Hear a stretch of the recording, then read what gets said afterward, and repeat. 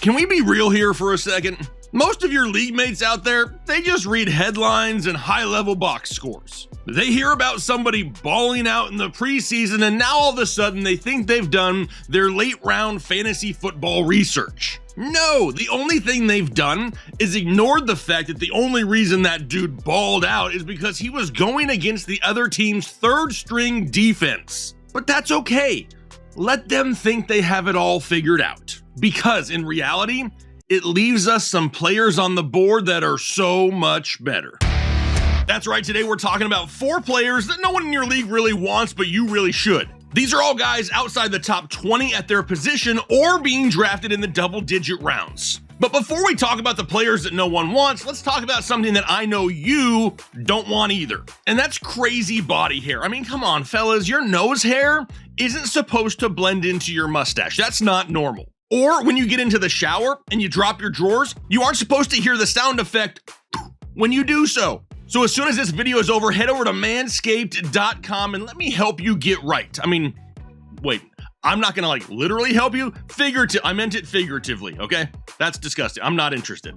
But no matter what it is that you need, they have you covered to look good and smell good here in 2023. So head over to manscaped.com and use referral code headliners at checkout so you can get 20% off and free shipping. Nothing better than a discount, am I right? All right, let's talk about some football now. And let's kick it off with Anthony Richardson, quarterback of the Indianapolis Colts.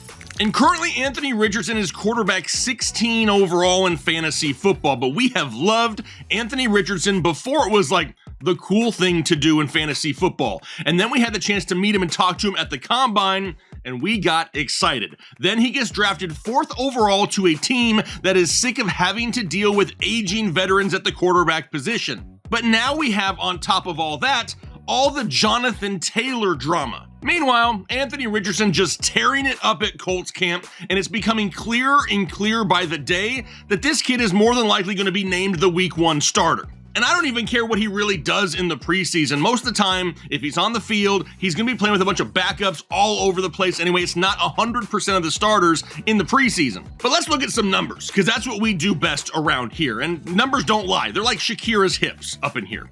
What if I were to tell you that Anthony Richardson was only going to average 188 yards passing, 1 passing touchdown, and 1 interception a game, along with 41 rushing yards per contest, just to keep it easy math, all while having a combined 23 touchdowns. That's passing and rushing. Not a huge number, especially for a guy that we know can move with his feet. But do you realize that if we project that over a 17-game season, his stat line would be 3,200 passing yards, 17 touchdowns, 17 interceptions, 700 yards rushing, and 6 touchdowns on the ground. That right there is 302 fantasy points and would have been enough to make him the quarterback 12 just last season. But what's even crazier about the whole situation, he'd only be 28 points away from finishing as the quarterback 7 overall. 28 points, that's like an additional 175 yards passing, 90 rushing yards, and 2 touchdowns. That's all he would need to become top 7? But look what I projected him at, 17 interceptions. He may need even less points if he doesn't throw so many interceptions.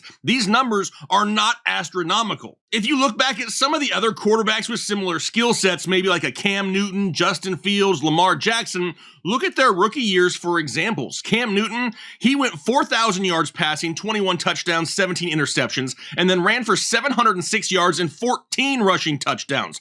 Fields, if we prorate that to 17 games, 2,600 yards, 10 touchdowns, 14 interceptions, 595 yards rushing, and 3 touchdowns. And then Lamar, also prorated to 17 games, 2,900 yards, 14 touchdowns, 7 interceptions, 1,680 yards rushing, and 12 touchdowns. Lamar was an absolute beast on the ground the rookie year. But if we average those out, it's 3,160 yards, 15 touchdowns, 15 interceptions, 990 yards rushing, and 9 touchdowns. We're literally already in the same ballpark, and we didn't even take that into account beforehand, right? We're just kind of looking at a baseline number. Now, is he a safe quarterback? Maybe not. Of course, there's going to be risk there with rookies, but there is a clear, doable path to be a top 7 overall quarterback this season. With the weapons he has, like a Michael Pittman Jr., even like an Alec Pierce, I love the potential of Anthony Richardson, especially with all the drama in the backfield. You don't think that's going to lead to Anthony Richardson breaking out of the pocket and running more this year?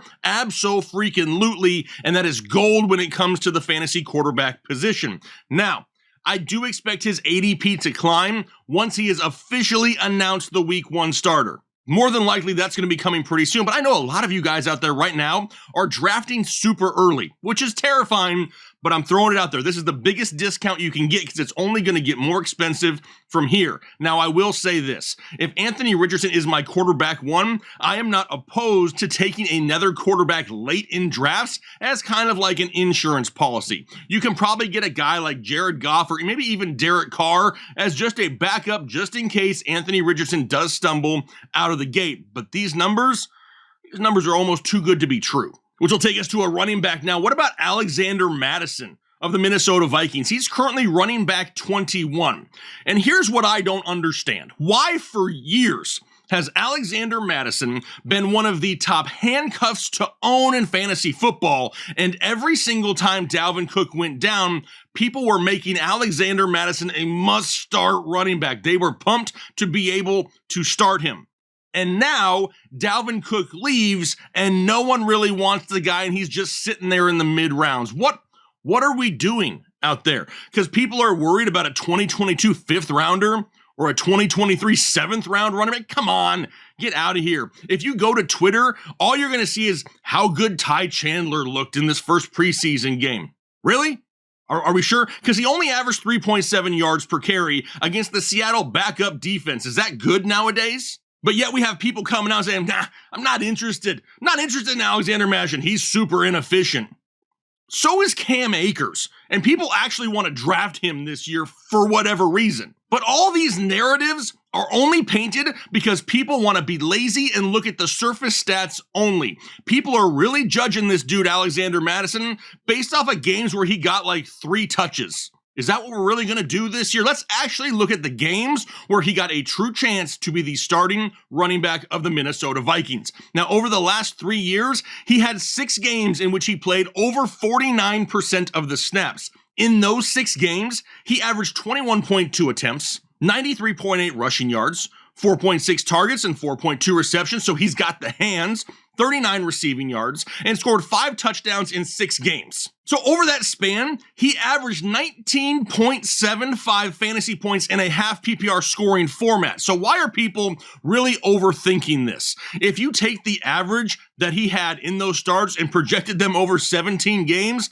dude would have had like over 2,200 total yards. Holy crap. No, that's not sustainable. I'm not saying that. But historically, the running back 21 overall in fantasy football only scores right around 175 fantasy points per season. That's like 1,100 total yards and 7 touchdowns on 50 receptions. Now, like I said, I'm not sitting here and saying the guy's going to be the overall running back 1. He's going to go over 2,000 yards. No. But the floor and the ceiling is a lot higher than running back 21. And I'm not just going to sit back and act like he hasn't been a thing in the past. Don't trust lazy takes. Look deeper into the numbers and you can see when this guy has had the chance, he has absolutely produced. But how about a couple wide receivers now? The first one we're talking about, Juju SmithSchuster of the New England Patriots, which is still weird to say. He's currently wide receiver 47.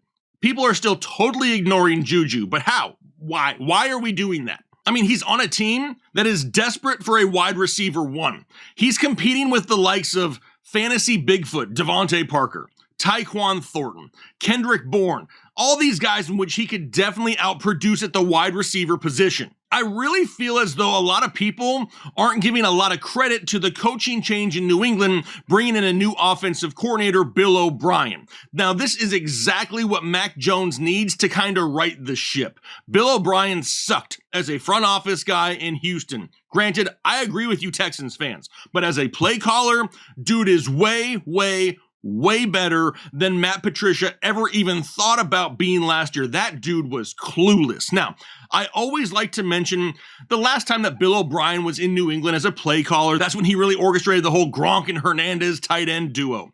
But he also loves his slot wide receivers. That same year of Gronk and Hernandez, Wes Welker had 173 targets. Now, no, Mac Jones isn't Tom Brady, and Juju isn't Wes Welker, but last year's slot wide receiver is gone. He's in Vegas. Jacoby Myers playing for the Raiders now. They really wanted to bring in DeAndre Hopkins, and that didn't happen. Now, maybe that was the fault of Bill O'Brien. Maybe that Texans, connection there was the reason why DeAndre Hopkins didn't sign with the Patriots. That's a 100% possibility. But in the double-digit rounds, we need guys that are going to be A, involved in their offense, and B, have an opportunity to get volume. Juju has a clear shot at 120 targets. With his career catch percentage of 70%, that's going to put him right around 85 catches and 1,000 yards. Even if he doesn't score very many touchdowns, let's just say he gets 4 touchdowns, that's 166.5 fantasy points and half PPR scoring, and he's all of a sudden flirting with top 25 numbers at the position. But maybe you look at those numbers and you're like, he ain't getting 1,000 yards. Okay, maybe he does get a little bit less. That was to get him to top 25. Even if he finishes top 35, he's outproducing his ADP and is definitely somebody who you shouldn't forget about on draft day, regardless of your past season's bias that you're bringing into 2023. Which will take us to the last guy we're talking about. It's Romeo Dobbs of the Green Bay Packers, currently wide receiver 58. Now, everyone wants to talk about second-year wide receiver Christian Watson. But has everybody just basically forgotten about Romeo Dobbs? Dobbs has already proven to be one of the favorite targets of Jordan Love here early in camp. And now with the likes of Allen Lazard gone, there are targets available in this offense. Now, Dobbs can beat you deep, and he can help you move the chains. He's maybe not as electric as Christian Watson is, but he is still super reliable. We've already seen him in camp, beating his teammates deep down the field, and no, not some scrub. How about one of the best defensive backs in football, Jair Alexander? But he's also doing it against another team, too. They're having joint practices with the Cincinnati Bengals. Dobbs beating them deep as well. But this is what I want to say is most important. Why is everybody looking at it as it's going to be either Christian Watson or Romeo Dobbs? Why can't they both produce? Now, sure, there's a lot of unknown with Jordan Love, but overall, so far in camp, he's looking just fine. This offensive line is going to be solid. The running game is going to be one of the best in the league. It's going to pull defenders into the box. And overall, Romeo Dobbs, Christian Watson, they're going to dominate the targets on this offense. Because really, outside of them and the running backs, it's 3 rookies, including 2 rookie tight ends. How big are the expectations going to be for those guys? Now, if I'm going to risk it with the passing game of the Packers in 2023, I'm going to take it with Dobbs. I can get him 7 rounds later than Christian Watson, and the dude still has plenty of upside for a dirt cheap price. Romeo Dobbs is a player that everybody has forgotten about, except for Headliner Nation. So just remember, draft season is upon us, right? So many people drafting their fantasy football teams over the next few weeks. Don't just write off a player because of one headline. Don't just write off a player because of one stat that you saw. Really start diving deep into some of these guys, and you can find some great value in your fantasy football drafts, and that's how you walk away with championships, and we're looking forward to doing that a whole lot here in 2023. If you could do me a favor, please hit the like button if you enjoyed the content. Consider subscribing if you haven't already, so we can absolutely kill it in fantasy football together this season, and then do your part to make the world a better place.